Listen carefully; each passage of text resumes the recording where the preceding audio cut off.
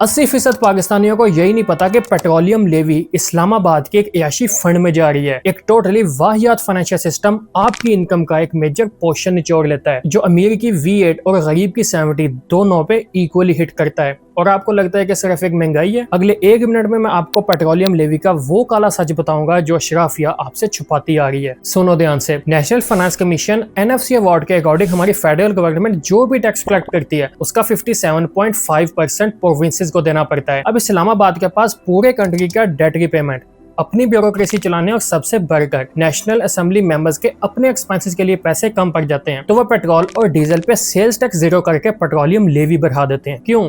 क्योंकि petroleum levy कोई tax नहीं है, ये एक भत्ता है जो प्रोविंसेस में डिवाइड नहीं करना पड़ता। यानी जो भी कलेक्शन फेडरल गवर्नमेंट करती है वो 100% उनके पास ही रहती है। यही वजह है कि हम अक्सर देखते हैं कि इंटरनेशनल मार्केट्स में तो फ्यूल सस्ता हो रहा होता है, लेकिन गरीब आवाम को रिलीफ देने के बजाय हमारी गवर्नमेंट चुपचाप लेवी बढ़ा के प्राइस कांस्टेंट कर देती है ताकि डिफरेंस खुद एंजॉय किया जा सके।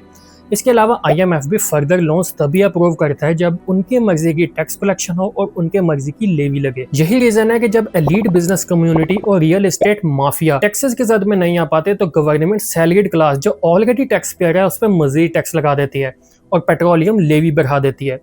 वर्स्ट थिंग इज पाकिस्तान में इन्फ्लेशन का डायरेक्ट ताल्लुक पेट्रोलियम प्राइसेस से होता है। जब पेट्रोलियम लेवी इंक्रीज होती है तो अमीर और गरीब दोनों पे सेम इम्पैक्ट होता है और इन्फ्लेशन शूट करती है। लोगों की सेविंग्स बैंक में पड़ी पड़ी डीवैल्यू होती रहती हैं और बैंक्स वही पैसा यूज करके अपने प्रॉफिट्स इंक्रीज कर रहा होता है। और अगर अवाम वही सेविंग्स यूज करके कहीं पे इन्वेस्ट कर दे तो उस प्रॉफिट पे गवर्नमेंट फिर से 15% टैक्स लेने आ जाती है। यानी कहीं से अवाम का जूस निकालने में कोई कसर ना छोड़िए। कमेंट में लिखें लेवी और मैं आपको एक सिंपल गाइड सेंड करूंगा जिसमें 2 वेज होंगे। इन्फ्लेशन के अगेंस्ट काफी हद तक फाइट करने का प्रोसीजर यानी लो रिस्क इन्वेस्टमेंट्स, और इन्फ्लेशन को लॉन्ग टर्म में स्टॉक से बीट करने का प्रोसीजर यानी हाई रिस्क इन्वेस्टमेंट्स। अब इससे पहले कि आप भूल जाएं, वीडियो को सेव करके फिनस्मार्ट को फॉलो कर लें।